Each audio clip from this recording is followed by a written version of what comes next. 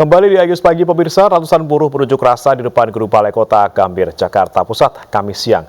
Masa menuntut PJ Gubernur DKI Jakarta, Heru Budi Hartono, agar menaikkan UMP 2023.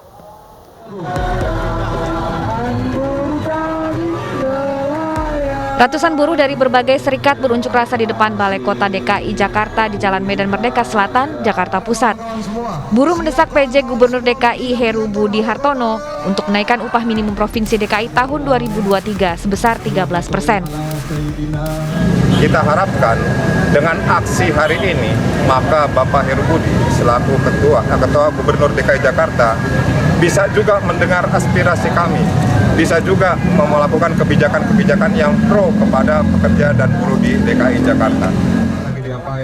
Selain kenaikan UMP tahun 2023, buruh juga meminta Heru Budi selalu berpihak kepada rakyat kecil dengan melarang perusahaan melakukan PHK massal. Dari Jakarta, Rani Sanjaya, iNews melaporkan.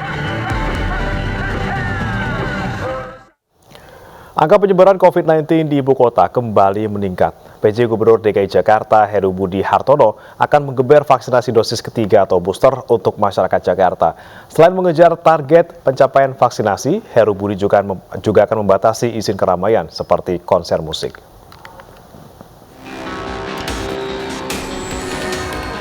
Angka penyebaran COVID-19 di Jakarta kembali meningkat. Secara nasional, sejumlah kasus COVID-19 hingga 10 November kemarin mencapai 6.294 orang. Dan DKI Jakarta menjadi penyumbang terbesar yakni sebanyak 2.396 pasien. Mencegah angka yang semakin naik, PJ Gubernur DKI Jakarta Heru Budi Hartono mengaku akan kembali menggencarkan vaksinasi dosis ketiga atau booster guna mempercepat target pencapaian. Hal ini diungkapkan Heru usai memimpin upacara Hari Pahlawan 10 November di Silang Monas, Gambir, Jakarta Pusat. Ya harus dipercepat booster dan Bu Kadis menjamin vaksin ada dan Kementerian Kesehatan juga membackup. Mudah-mudahan bisa menurun lah. Kan kemarin saya minta kepada Kepala Dinas Pariwisata untuk mengurangi perizinan, misalnya ruangannya cukup untuk 100, itu jangan 100, tapi kurangi menjadi 60. Sementara data dari laman covid19.go.id sejak Maret 2020 hingga 9 November 2022, total kasus COVID-19 di Indonesia mencapai 5.030.002 kasus dan 145.828 pasien meninggal dunia. Masyarakat diimbau untuk kembali meningkatkan kewaspadaan dengan berperilaku hidup sehat dan menghindari keramaian.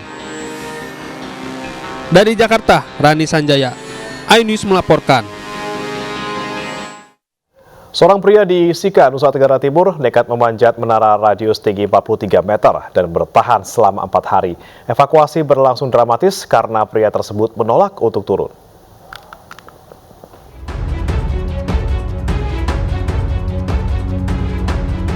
Seorang pria Parubaya di Sika, Nusa Tenggara Timur nekat memanjat menara radius tinggi 43 meter. Tim SAR gabungan berupaya mengevakuasi pria tersebut karena tak kunjung turun sejak 4 hari lalu. Evakuasi berlangsung dramatis karena pria tersebut menolak untuk turun. Usai dibujuk, akhirnya pria ini bersedia turun dan berhasil dievakuasi dengan selamat. Narkoba genosida.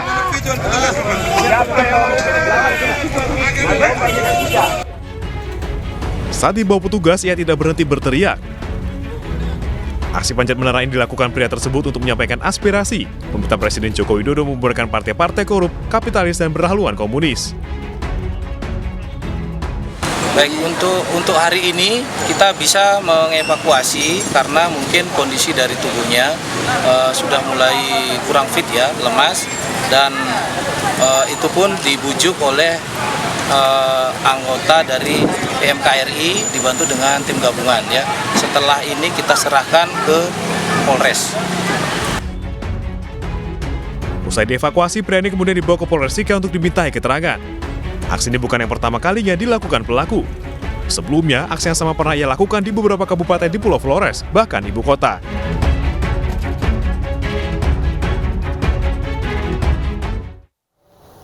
Hindari jalan berlubang, seorang ibu rumah tangga di Legok, Kabupaten Tangerang, Banten, tewas terlindas truk. Suami korban histeris saat melihat istrinya tidak berjawa.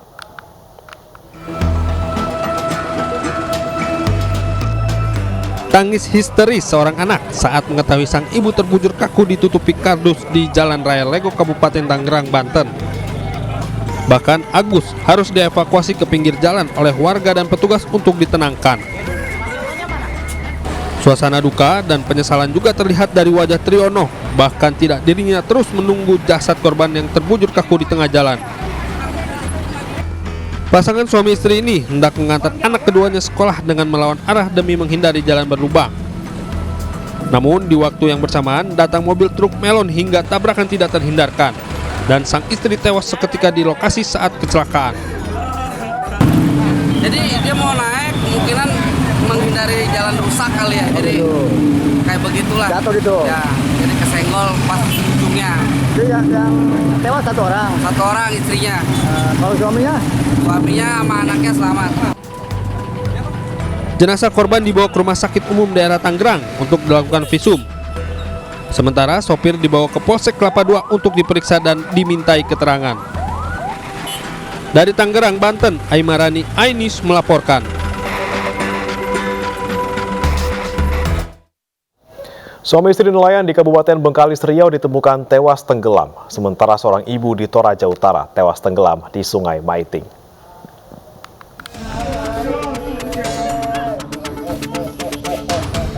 Keluarga histeris saat melihat jasad istri nelayan yang hanyut di Kabupaten Bengkalis Riau. Tim gabungan berhasil menemukan jasad sang istri dan dievakuasi ke dermaga pelabuhan Tanjung Medan Rupat Utara. Sebelumnya perahu milik pasangan suami istri ini dihantam gelombang tinggi saat mereka mencari ikan. Hingga kini, tim gabungan masih mencari keberadaan suami korban.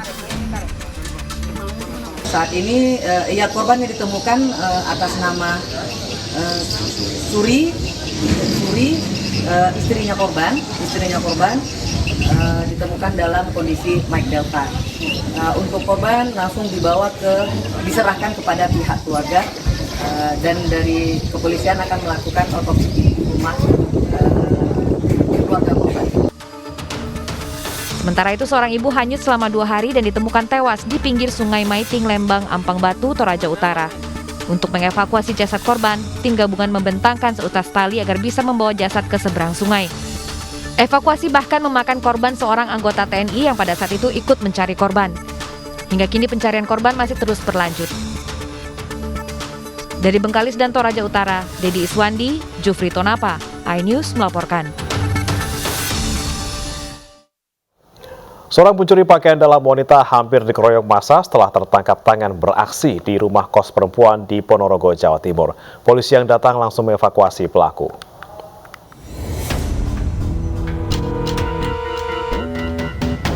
Inilah rekaman video CCTV ketika seorang pemuda sedang beraksi mencuri bra di kos perempuan di Kenintan, Ponorogo, Jawa Timur. Namun aksinya ketahuan oleh warga dan pemilik kos yang curiga, kemudian mengunci pintu masuk saat pelaku berada di dalam rumah. Polisi yang datang langsung mengevakuasi dan menyelamatkan pelaku dari kemarahan warga. Warga geram dengan ulah pelaku. Sebab sejak setengah tahun terakhir, banyak terjadi pencurian celana dalam dan bra di perumahan setempat. Dia langsung masuk aja, kan udah tahu tempat cuciannya itu udah di atas, jadi dia tuh naik, terus warga sini ada yang tahu langsung dikunci ini tadi. Terus sudah resah, sudah menunjukkan mas, habis lebaran sudah mulai sampai sekarang ini baru. Di hadapan polisi, pelaku mengaku mencuri untuk kepuasan karena memiliki orientasi seksual menyimpang. Guna proses penyidikan, pelaku diperiksa di Mapolsek Kota Ponorogo.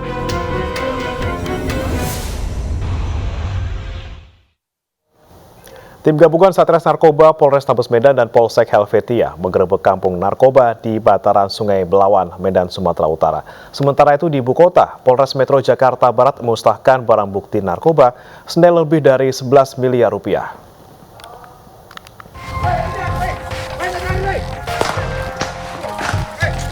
Aksi kejar-kejaran mewarnai penggerebekan narkoba yang dilakukan tim gabungan Satres Narkoba Polrestabes Medan dan Polsek Helvetia di bantaran Sungai Belawan, Kecamatan Medan Helvetia, Medan, Sumatera Utara, Rabu petang. Dari operasi ini, polisi menangkap 3 pelaku narkoba beserta sejumlah paket narkotika jenis sabu dan sejumlah alat isap narkoba di lokasi penggerebekan.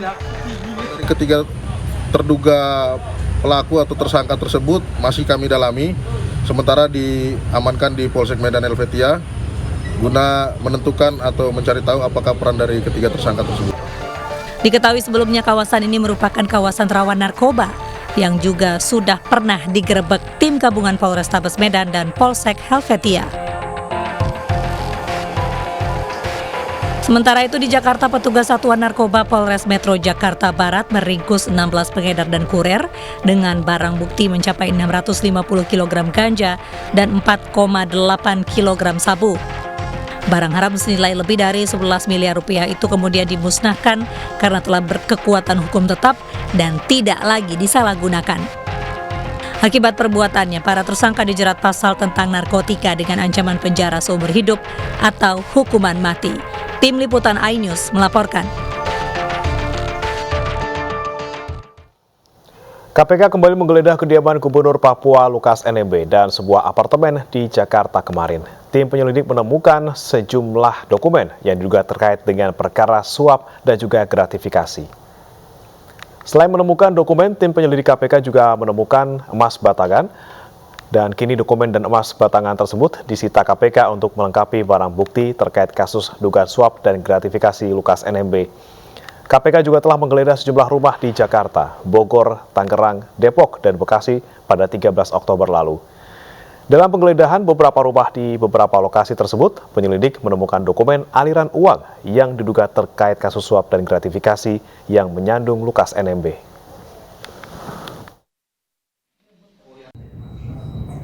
Kegiatan penyidikan dugaan korupsi dengan tersangka LE selaku Gubernur Papua, tim penyidik KPK kemarin telah selesai melakukan upaya paksa penggeledahan di 2 lokasi yang berbeda di Jakarta, yaitu tempat kediaman dari tersangka LE dan juga apartemen. Dari 2 lokasi ini ditemukan berbagai dokumen terkait dengan perkara, kemudian juga dokumen transaksi keuangan dan uang tunai dalam bentuk rupiah, serta barang berupa emas batangan. Ditemukan juga bukti elektronik yang seluruhnya tentu kami segera lakukan analisis untuk dilakukan penyitaan sebagai barang bukti dengan perkara atas nama tersangka LE dan kawan-kawan dimaksud. iNews Pagi akan kembali dengan informasi garis belia korban tragedi Kanjuruhan mengalami hilang ingatan, patah tulang hingga kehilangan pekerjaan. Sesaat lagi.